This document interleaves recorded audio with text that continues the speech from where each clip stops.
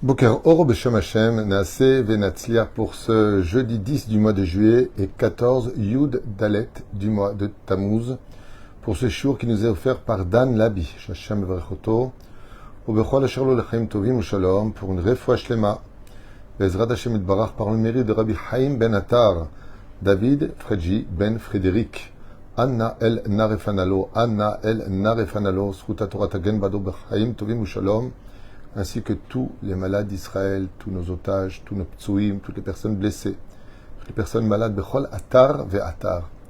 En ayant pensé aussi, Bezrat Hashem, le kol chayalenu, Hashem ishmorotam, Svagana d'Israël, Yeshod venechamot, Bezrat Hashem, et merci les chol lomdei Torah, pour tous ceux qui étudient la Torah, les Shem Shamaim, pour la protection du peuple d'Israël, mais surtout pour la volonté d'Hashem, Bezrat Hashem. Nous commençons ce shiur avec, comme ce soir, c'est un soir très particulier, un soir où tout le monde doit allumer une bougie à l'huile d'olive, Bezrat Hashem, pour Rabbi Chaim Ben Attar, le Chaim HaKadosh, qui, je le rappelle, selon le Baal Shem Tov, qui a vécu à la même époque, rappelait qu'il était le Melech HaMashiach, et que ce qui manquait, c'était encore un tout petit peu de mérite à la génération pour qu'il se dévoile, mais tous les caractéristiques du Mashiach étaient en lui, un homme exceptionnel dans tous les sens du terme, à un tel point qu'on a considéré que les écrits du Or HaChaim HaKadosh, Or HaChaim, son livre sur la paracha de la semaine, sont du même niveau que le Zohar HaKadosh. Incroyable. Le niveau, le salaire d'étudier Rabbi Chaim Ben Attar, le Or HaChaim HaKadosh, certains disent que c'est comme si tu étudies du Zohar. Pour vous dire à quel point la grandeur, la gdusha exceptionnelle de ce personnage dont nous allons parler et raconter quelques récits Bezrat Hashem pour lui faire honneur. Ainsi donc, ce soir, vous pourrez, avec l'aide d'Hachem, partager déjà ce shiur, et puis en même temps, à table, en l'honneur de la Séouda préparée pour Rabbi Chaim Ben Attar, le Rahim HaKadosh, qui est enterré au Har HaZeitim, ici, à Jérusalem, Bezrat Hashem en Israël. Eh bien, vous aurez des histoires à raconter, même si vous n'avez pas besoin de moi, au moins elles seront quand même présentes pour vous et pour le bonheur de nos oreilles, Bezrat Hashem, pour que bientôt, Betriatem Etim, nous soyons tous présents autour de la table du Melech HaMashiach. En attendant, il ratson que chaque mot de Torah, chaque mot que nous allons expliquer ici, et Avi Srout Ledan Labi qui a pris ce shiur pour la refoua shlema de David Fredji Ben Frédéric. Et on commence tout de suite. Rabbi Chaim Ben Attar est né au Maroc, dans une ville qui est très très connue, puisqu'elle a vu naître beaucoup de tzadikim, comme Rabbi Yaakov Bohatzera, Rabbi Yitzhak Abochatzera, Rabbi Mesoud, le père de Baba Saleh. Baba Saleh lui-même est né dans cette fameuse ville du Maroc, Sali, la ville de Sali. C'est là-bas qu'est né Rabbi Chaim Ben Attar. Puis ensuite, il montera en Israël, donc né en 1696, on est au XVIIIe siècle, et il rendra son âme ici, en Israël, en 1742, le 15 du mois de Tammuz. Rabbi Chaim Ben Attar était un homme qui avait toutes les fonctions. C'était un grand-père, un père, un tzaddik et sodolam, mais surtout quelqu'un qui a travaillé un titre qu'il mérite grandement. Or HaChaim HaKadosh. Le mot Kadosh n'est pas facile à utiliser pour n'importe qui. Kadosh, c'est une définition de Shomer Brit Mila. Et comme nous disent les Chachamim, tout celui qui est Shomer Brit Mila, très vigilant sur les faux de la Brit, pas de Zera Levatela, afilo comme Rabbi Yehuda Anassi, qui ne descendait même pas ses mains en dessous de la ceinture, pour ne jamais toucher la Brit Kodesh, pour vous dire à quel point. Brit Kodesh, Kadosh. Celui qui est Shomer Brit Mila, tout ce qu'il touche devient de l'or. Ses brachot sont reçus. Kadosh Baruch Hu fait de lui son ami. Rabbi Chaim Ben Attar était Shomer, Gdusha, Oznaim, Enaim, Pe, pas de la shonara, aucune mauvaise parole, Shum Davar. À un tel point qu'on raconte des histoires contemporaines sur lui, où à cause des mauvais décrets des gens, sont partis prier sur sa tombe, alors que des gens étaient malades, ou que des décrets, à l'époque des Anglais, parlaient justement d'empêcher et de faire des embargos pour l'aléa des Juifs et des Juifs.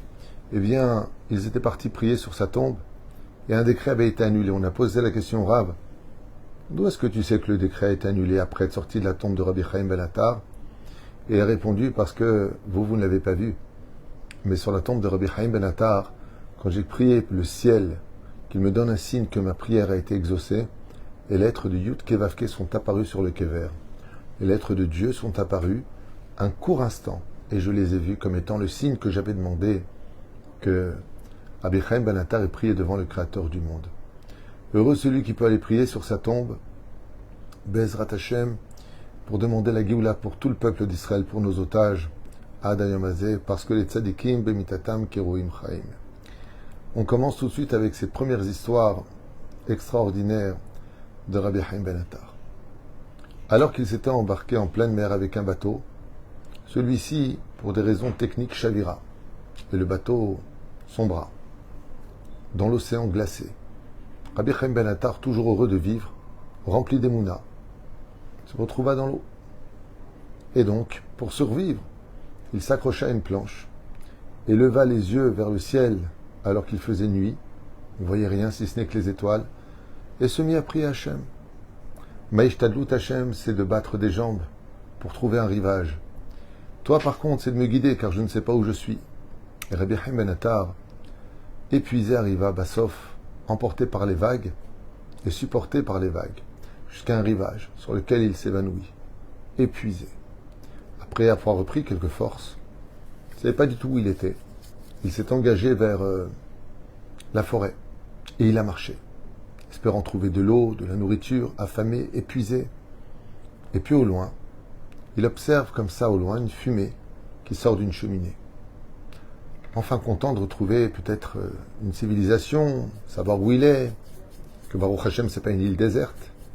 Très heureux, il s'avance là-bas, les yeux remplis de fatigue de par l'océan, trempé. Il voit qu'un feu est allumé, il s'y réchauffe et il voit sur sa gauche des caisses de légumes, de fruits, de céréales, en abondance.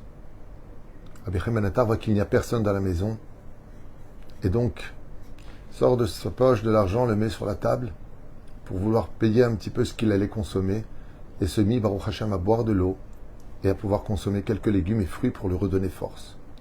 Voilà qu'il observe la maison, la petite maisonnette, qui n'était pas si petite que ça, et sans fouiller quoi que ce soit, décide de s'allonger sur un des lits. Donc il s'allonge et il s'endort directement.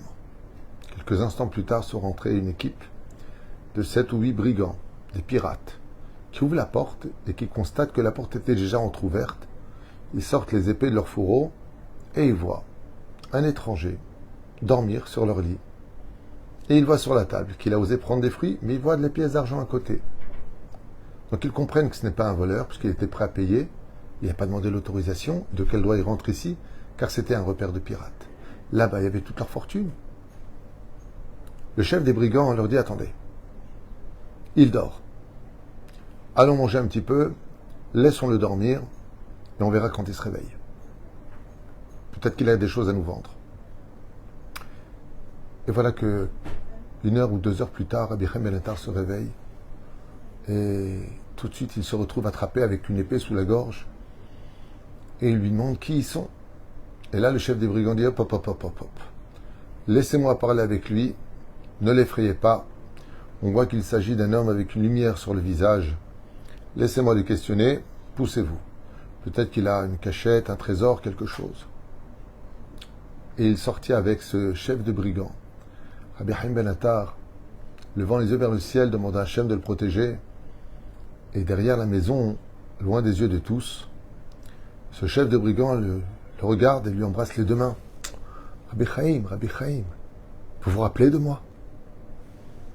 Rabbi Chaim Ben Attar le regarde et lui dit, ton visage me dit quelque chose.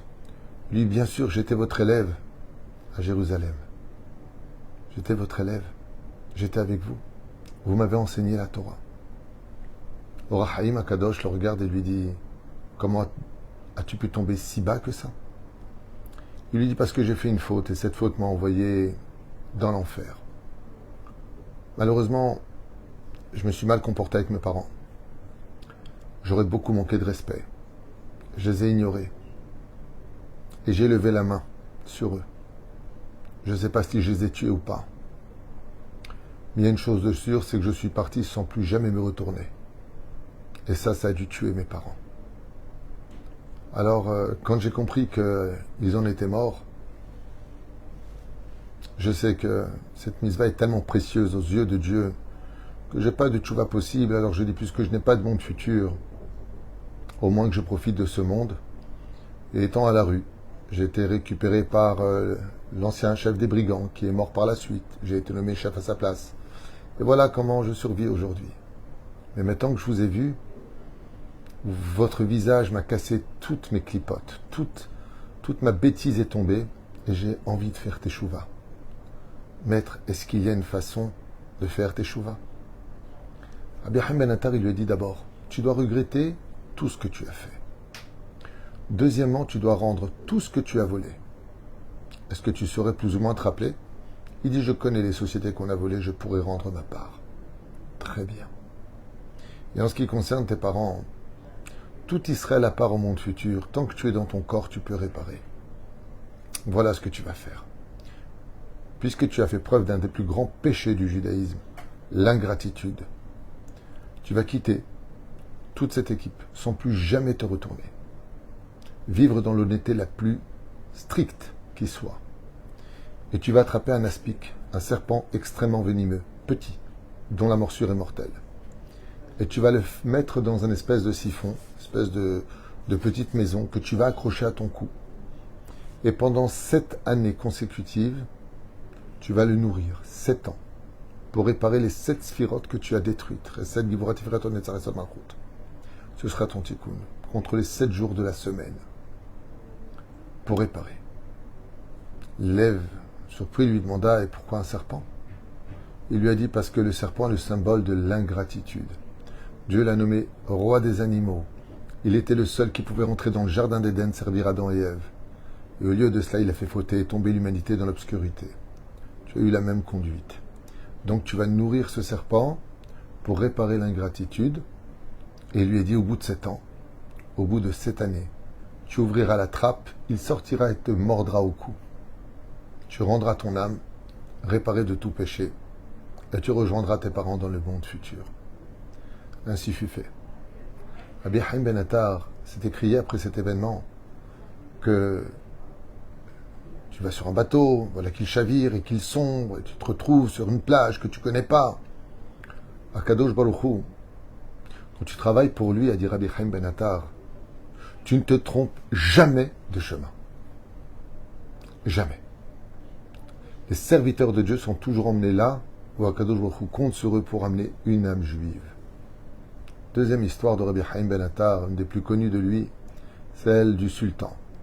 Le sultan avait entendu parler de Rabbi Haim Ben Attar comme étant un orfèvre hors du commun, que ses mains étaient extrêmement agiles, extrêmement précises, et qu'il était capable, à part ses heures d'études, donc il travaillait de quoi nourrir sa famille, donner de la tzedaka pour l'étude de la Torah, et il était orfèvre. Et le sultan devait marier sa fille, et sa fille a dessiné une bague très précise, avec un collier très précis, qu'elle voulait absolument porter le jour de son mariage. Le sultan envoya une missive pour voir Rabbi Haim Ben Attar, lui ordonnant de préparer d'ici 1 mois ou 2 mois, peu importe, ses bijoux. Seulement Rabbi Haim Ben Attar, à cette époque, était en train d'écrire l'Or HaChaim. Il était en train d'écrire ses livres. Et vous savez que quand on est dans l'étude de la Torah, on est hors du temps. Celui qui étudie la Torah, tu baisses ta tête à 10h, tu l'élèves, il est déjà 11h, il est déjà midi. Et c'est pas qu'il a oublié, c'est qu'il n'a pas eu le temps. Quand le moment du mariage est venu, et qu'ils sont venus demander les bijoux de la princesse, Rabbi Haim Ben Attar s'est excusé en disant, je m'excuse, mais je vous avais proposé d'aller voir d'autres orfèvres, je suis en pleine étude, je n'ai pas le temps. Et de qui plus est, j'ai de quoi vivre pour pouvoir étudier la Torah, je ne travaille pas pour être riche, je travaille pour me nourrir. Le travail nous permet une vie de qualité. On ne vit pas pour travailler, on travaille pour vivre. Quand ils ont apporté la réponse au sultan, il est rentré dans une colère noire. Et il demanda qu'on l'amena immédiatement devant lui. Rabbi Haim Ben Attar fut emmené devant le sultan. Et il lui dit, tu as osé contrarier les ordres de la princesse et mes ordres. Rabbi Haim Ben Attar essaie de se justifier en disant mais je vous avais demandé, prenez un autre ferme. Moi je suis en pleine étude, je n'ai pas le temps. Il lui dit quel dommage pour toi. Tu as voulu étudier plus en me désobéissant, alors que maintenant tu vas perdre ta vie. Car j'ai affamé depuis 2 semaines mes lions, qui n'ont pas goûté le moindre morceau de viande. Descends-le dans la fosse aux lions. Quand Rabbi Haim Ben Attar a entendu ça, ses yeux ne saillit pas, il n'a pas eu du tout peur. Il a dit très bien, mais puis-je demander une seule faveur? Dis laquelle? J'ai avec moi dans mon sac mes tfilines, mon talit et un livre d'études. Permettez-moi juste de les mettre et descendez-moi dans la fosse aux lions. Et ainsi fut fait. Si tu veux mourir avec tes boîtes noires, il lui a dit, descendez-le avec. Au contraire, c'est encore mieux. Voilà que Rabbi Haim Ben Attar prend le talit, les tartef de sissit, la nière tfilin sur la tête, son livre d'études dans les mains, et à sa grande surprise, quand on le descendit en bas, les lions s'écartèrent immédiatement. Et Rabbi Haim Ben Attar s'assit au milieu des lions, affamé.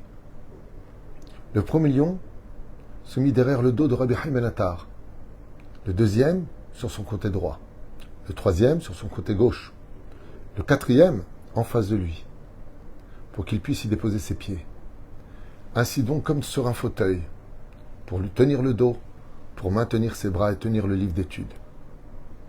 Quand le sultan observa la scène, il s'en prit à son bourreau en lui disant « Mais tu n'as pas affamé les lions ?» Il lui a dit « Je vous promets, depuis 2 semaines, ils n'ont rien mangé. Ils auraient dû le déchiqueter avant même qu'ils ne descendent dans la fosse. »